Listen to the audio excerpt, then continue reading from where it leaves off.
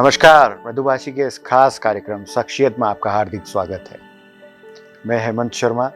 आज हम आपको एक ऐसी शख्सियत से मुलाकात करवाने जा रहे हैं जो कि मिनी मुंबई के एक बड़े कलाकार हैं। मिनी मुंबई से सफ़र शुरू हुआ 2014 से और उसके बाद हॉलीवुड मूवी, बॉलीवुड मूवी, फिल्मों के दौरान आपको बड़े पर्दे पर भी दिखाई दिए, हॉलीवुड मूवी में भी दिखाई दिए। राजश्री प्रोडक्शन की प्रेम रतन धन पायो में सलमान खान के दोस्त के रूप में, यानी कि दो इंदौरी एक साथ नजर आए। हमारे साथ हैं क्षितिज सिंह पवार, जिनका हम इंदौर के मृदुभाषी स्टूडियो में बहुत बहुत स्वागत करते हैं। क्षितिज भाई, आपका स्वागत है स्टूडियो में। सबसे पहले मृदुभाषी चैनल के सारे दर्शकों का बहुत बहुत सादर प्रणाम करता हूं। मैं सर को धन्यवाद करता हूं, ये निमंत्रण मुझे दिया। Thank you so much. बिल्कुल क्षितिज भाई, हम जानेंगे कि आपके सफ़र की शुरुआत कब हुई, कहाँ से हुई और आज हम किस मुकाम पर हैं, किस तरह की फिल्म्स की, Hollywood movies, Bollywood movies, short film, क्या क्या सफ़र कहाँ से कहाँ तक पहुँचाई है। सर, जैसे बोला जाए कि एक अभिनय का जो एक कीड़ा बोल सकते हैं जिसे, जी वो कहीं ना कहीं आप में होता है, उसको पहचानने की देर होती है। जी। तो ये कीड़ा मेरे ख्याल से बचपन से ही था कि कुछ कल्चरल एक्टिविटीज में मैं थोड़ा सा एक्टिव रहा। स्कूल लेवल, कॉलेज लेवल पे कुछ प्लेज करते थे हम लोग, स्किट्स करते थे, माइम करते थे। तो वो एक अंदर था, वो कहीं बस एक पर्टिकुलर डेफिनेशन नहीं पता थी कि ये आगे जाके शुरुआत तो स्कूल के मंच से ही हुई मतलब। बिल्कुल बिल्कुल, एक स्टूल से हुई थी स्टार्ट सर। अरे वाह। फादर खड़ा करवाते थे, जब तो पता भी नहीं था कि क्या करना रहता था। कोई देशभक्ति गीत के लिए स्टार्ट कर दिया, तो एक छोटे से स्टूल से जो मुकाम शुरू हुआ था, अब सिल्वर स्क्रीन तक पहुंच चुका है। क्या बात है। हॉलीवुड, बॉलीवुड और अलग अलग शॉर्ट फिल्म्स भी किया। कौन कौन सी मूवीज में काम किया और अभी कौन सा नया प्रोजेक्ट आप दिखाई देगा? मैं काम कर चुका हूँ राजश्री प्रोडक्शन की प्रेम रतन धन पायो। स्वरा भास्कर जी के साथ वेब सीरीज कर चुका हूँ फ्लैश। नवाजुद्दीन जी के साथ सेक्रेट गेम कर चुका हूँ। शेखर सुमन जी के साथ सीरियल कर चुका हूँ 7 फेरों की हेरा फेरी। और भी मूवीज आ रही हैं बड़े कलाकारों के साथ, जैसे माधवन जी के साथ एक मूवी आ रही है मेरी रॉकेटरी, उसमें कॉप का किरदार निभा रहा हूँ। कुछ और भी मूवीज है जिनके नाम अभी मैं डिस्क्लोज नहीं कर सकता, तो आप जल्द देखेंगे। इसी साल रिलीज होगी कुछ बड़ी फिल्म्स, और जब मुझे मौका मिलेगा मैं नाम भी आगे डिस्क्लोज कर जरूर जरूर। हम बिल्कुल एक बार फिर इसी चैनल में, इसी स्टूडियो में और इन्हीं दर्शकों के साथ एक बार फिर मौजूद होंगे जब आपकी कुछ दूसरी मूवीज आएगी।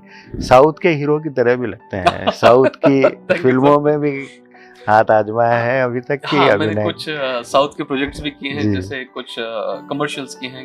एक कोलगेट का एड मेरा साउथ में चल रहा है एक, और जो रॉकेटरी मूवीज हैं वो भी 4 भाषाओं में प्रसारित हो रही है, जिसमें तमिल, तेलुगु में भी हैं वो माधवन जी के साथ वो है। और आगामी कुछ प्रोजेक्ट्स भी हैं साउथ के, तो वो भी जल्द आपके सामने आएंगे। बड़े ब्रांड के एड फिल्म्स भी किया है। हाँ। कितने एड फिल्म्स में अभी तक काम कर चुके हैं और सबसे प्रमुख ब्रांड कौन कौन से रहे? शर्मा जी, मैं लगभग 50 कमर्शियल बोल सकते हैं आप, इन 5-6 सालों में कर चुका हूँ मैं। जिसमें से अभी फिलहाल एक आ रहा है एड मेरा अमूल मिल्क का, और मैंगो बाइट कर चुका हूँ, लेनोवो लैपटॉप्स, रिलायंस पेट्रोलियम, धारा कुकिंग ऑयल, और फहरिस्त लंबी है।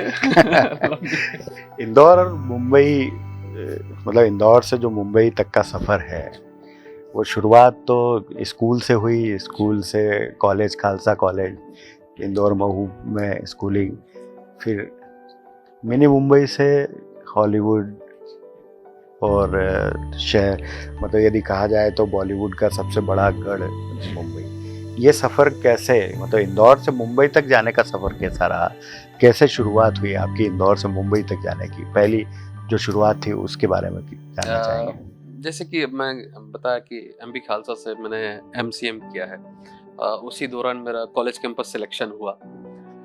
बट यही लगता था कि क्या मैं ये इन 7-8 घंटों का जॉब ही करूँगा, क्या मैं सिस्टम के सामने ही बैठा रहूँगा? तो एक मन में क्वेश्चंस आते थे ऐसे कुछ कि सब बोलते कि बहुत क्रिएटिव है बंदा।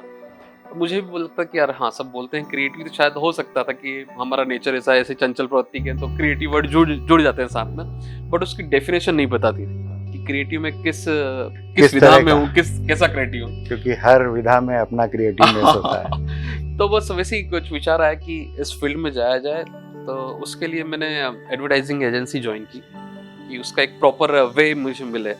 परसेप्टिव एडवर्टाइजिंग एजेंसी, तो उसमें मैं as a client servicing manager के तौर पे काम किया। कुछ बारीकियां सीखी, प्रोडक्शन में क्या होता है, फिल्म मेकिंग में क्या होता है, तो कुछ छोटी छोटी बारीकियां समझ में आने लगी। साथ में थिएटर मैंने ज्वाइन किया, थोड़ी सी जो अभिनय की सिर्फ प्रोफेशनल लेवल पे मैं कुछ सीख सकूं वो सीखा। कुछ प्लेज किए, जैसे पृथ्वीराज सिंह चौहान मेरा अभी पिछले 2-3 साल पहले ही काफ़ी बड़ा महानाट्य था, रविंद्र नाट्यगृह में हुआ। उसके पहले भी कुछ शोज करते रहे, वर्कशॉप्स वगैरह करे मैंने। तो बस वही लगा कि अब थोड़ा सा अपने आप को आजमाने का एक समय आ गया है। फिर मूव ऑन हुआ मैं मुंबई में। वहाँ थोड़ी सी स्ट्रगल करनी पड़ी, घर से प्रॉपर परमिशन ली, क्योंकि चूंकि एज भी काफ़ी हो चुकी थी, तो मुझे ये लगता था कि यार हम लेट तो नहीं हो गए अपने शौक को अपने प्रोफेशन बनाने में। तो बस घर वालों को भी अच्छा साथ रहा, धर्मपत्नी, मेरे माता पिता, इन सभी ने बहुत अच्छा साथ दिया। परिवार के सपोर्ट के बिना तो अधूरा है ये। किसी भी चीज में आगे अगर बढ़ना परिवार बहुत का मुश्किल सपोर्ट नहीं होता है। मिले तो ये चीज कैमरे में भी दिखती है कि आपके चेहरे पे कितनी चिंता है, जरूर, और जरूर। कैमरा झूठ नहीं बोलता। कैमरा झूठ नहीं बोलता। तो बस वही जर्नी स्टार्ट हुई। मुंबई में थोड़ा सा स्ट्रगल रहा, क्योंकि उस टाइम तो ज़्यादा आइडिया होता नहीं था कि कहाँ पे क्या चीज़ चल रही है, आपको ऑडिशंस कैसे देने, कहाँ देने हैं। अभी तो क्या व्हाट्सअप आ गया है, उस टाइम में व्हाट्सअप वगैरह नहीं थे, टेक्निक्स इतनी नहीं, तो कुछ मालूम नहीं पड़ता था कि कैसे किया जाए सफ़र ये। तो वही भटकना होता था, अंधेरी बांद्रा जा जाके प्रोडक्शन जाते थे, अपना रिज्यूम टाइप पूरी हार्ड कॉपी चलती थी उस टाइम, ऑडिशंस दो, ऑडिशंस देते थे और फिर भूल जाते थे कि कौन सा ऑडिशन कब दिया, कब आपको फीडबैक मिलेगा। तो बस यही जर्नी चलती रही धीरे धीरे, और फिर कुछ मौके मिले। जैसे वो छोटा सा एक किरदार था, मेरा पहला किरदार था, मैं ना भूलूंगी सीरियल में, मैकेनिक का किरदार था, और कुछ ज़्यादा उसका रेमुनरेशन भी ज़्यादा नहीं था। तो वहाँ से सफ़र शुरू हुआ। पर मेरे लिए एक पॉजिटिव पॉइंट ये अच्छा था कि मुझे मुंबई जाकर लगभग 1-2 महीने में एक बड़ा प्रोजेक्ट हासिल हुआ, जो कि राशि प्रोडक्शन की प्रेम रतन धन पाया थी, सलमान भाई के साथ काम करने का मौका मिला। तो बस वहीं से जो सफ़र स्टार्ट हुआ है, तो फिर थोड़ा जज्बा आया अंदर कि हाँ भाई कर सकते हैं कुछ ना कुछ। बस तब से जर्नी अभी तक जारी है। राशि प्रोडक्शन बड़े बैनर जी। की फिल्म थी, बड़े कलाकार थे, उन लोगों के साथ काम करने का एक्सपीरियंस किस तरह का रहा? शुरुआत ही थी वैसे तो आपकी, और उसके अलावा फिर बॉलीवुड मूवी में भी काम किया, तो वहाँ का एक्सपीरियंस कैसा रहा? हाँ, प्रेम रतन धन पाया की बात की जाए तो जो डायरेक्टर हैं सूरज बड़जात्या जी, मतलब मेरे 6-7 सालों के करियर में इतना डाउन टू अर्थ मैं डायरेक्टर नहीं देखा होगा। पहली मुलाकात में ही वो जिस हिसाब से मिले, जो आत्मीयता से मिले, is very down to earth. और उनने एक चौंका देने वाली बात मुझे पहले ही मुलाकात में बता दी कि 56 कैसा है। क्या बात है? उन्होंने ये वर्ड सबसे पहले बोला, 56 कैसा है। आई वाज शॉक्ड कि सर आप कैसे जानते हैं? फिर मुझे मालूम पड़ा कि उनका 56 दुकान को लेकर जिक्र, 56 दुकान को ही वो बोल रहे हैं। उनका ससुराल पक्ष इंदौर से ही है। तो एक सॉफ्ट कॉर्नर उनके मन में भी है हमारे इंदौर के लिए। मतलब उस फिल्म में 3 इंदौरी शामिल थे। 3 इंदौरी शामिल थे। तो वो एक्सपीरियंस ऐसा था। अच्छा, अगर यूनिट में 50 कलाकार भी हैं, तो सूरज बड़जात्या जी आपके कैरेक्टर नेम से नहीं बुलाते, आपके रियल नेम से बुलाते हैं, जो अपने आप में एक बड़ी बात है कि इतने लोगों के नाम याद रखना और उन्हें उन्हीं के नाम से पुकारा जाना, ये अपने आप में एक बड़ी बात भी कही जा सकती है। एक नया प्रोजेक्ट जो हाल ही में रिलीज हुआ है, मतलब आज़ाद चैनल की बात करें तो एक नया प्रोजेक्ट जो ग्रामीण परिवेश को दर्शाता है, लोगों तक पहुंचाता है, उसमें किस तरह का किरदार है, कौन सा सीरियल है, उसके बारे में कुछ जिक्र कीजिए। ये एक आज़ाद चैनल लॉन्च हुआ है अभी, और चूंकि बोला जा रहा है कि काफ़ी टाइम से दूरदर्शन ने ये जिम्मा संभाल रखा था कि ग्रामीणों को भी बराबरी में लेके चलें। बाकी दूसरे से अभी जो सीरियल्स आ रहे हैं, ज़्यादातर उसमें शहरों की कहानियाँ ही रहती, तो लगभग एक बोलते हैं कि ग्रामीणों को ये कहानी थोपी जा रही है। तो इसी चीज़ को एक जो ब्रिज बनाने का काम आज़ाद चैनल कर रहा है कि ग्रामीण जो रूरल की कहानियाँ हैं, उन्हीं के बीच उनकी कहानियाँ ही लेके आ रहे हैं। तो ये चैनल है आज़ाद चैनल, और हमारे शो का नाम है मेरी डोली मेरे अंगना।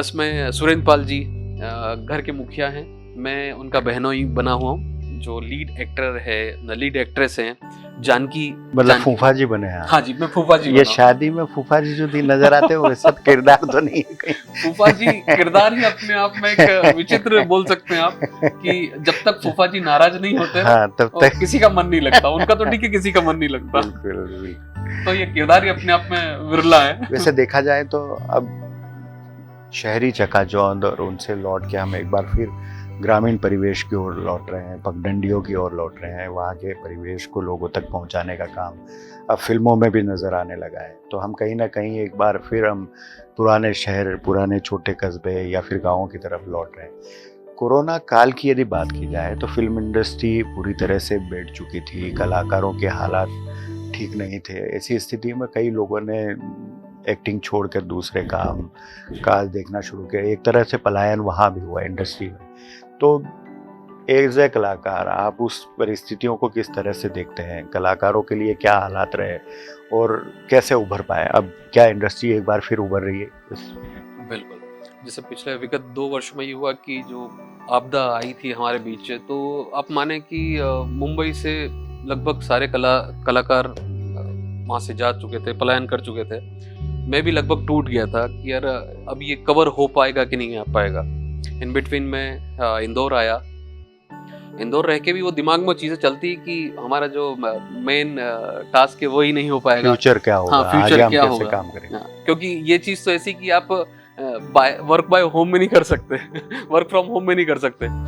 पर फिर भी उस चीज़ को एक दिमाग में रख के हमने यही कोशिश करी कि इस चीज़ को छोड़ना नहीं है। उस वक्त कोरोना काल में हम लोग अपने ही घर से कुछ वीडियोस बनाते थे, सिंपल मोबाइल्स पे ही वीडियोस बनाते थे, और इंदौर में या इंदौर के बाहर भी जितने कलाकार थे उन लोग से भी टाई अप हम लोग समय करते का सदुपयोग कहा जा सकता है। समय का सदुपयोग और स्ट्रेस लेवल कम करने के लिए भी हम वीडियोस बनाते थे, बाद में एडिटिंग करके उसको एक एडिट करके एक प्रॉपर फिल्म बनाते थे। आपदा में अवसर खोजा। आपदा में अवसर। तो एक बहुत सारे कुछ हमने मोटिवेशनल वीडियोस भी बनाए कि टाइम भी निकल जाए और स्ट्रेस लेवल भी कम हो जाए। समय बिताना भी बड़ा मुश्किल था कोरोना के संक्रमण काल में, क्योंकि एक तो परेशानी आर्थिक रूप से भी थी और दूसरा शहर के आसपास का जो माहौल हम लोग देखते थे उससे सभी लोग चिंता में डूबे हुए थे। यदि बात की जाए बॉलीवुड की, हॉलीवुड की, फिल्म इंडस्ट्री की या मुंबई की इंडस्ट्री की बात की जाए, तो जिस तरह से अभी कॉलेज और स्कूलों में ऑनलाइन सिस्टम शुरू हुआ है, तो क्या ये कल्चर अभी इस इंडस्ट्री में भी देखने को मिला है? ऑडिशन आप लोग ऑनलाइन दे रहे हैं या इस तरह का कोई कल्चर डेवलप हुआ है कि अभी भी मुंबई जाना ही होता है? बिल्कुल सर, बिल्कुल। वैसे तो मेन चीज़ बोली जाए तो आपकी अवेलेबिलिटी होनी ज़रूरी है मुंबई में अगर आपको काम करना है, बट हम उसकी प्रोसेस यहीं से स्टार्ट हो चुकी थी।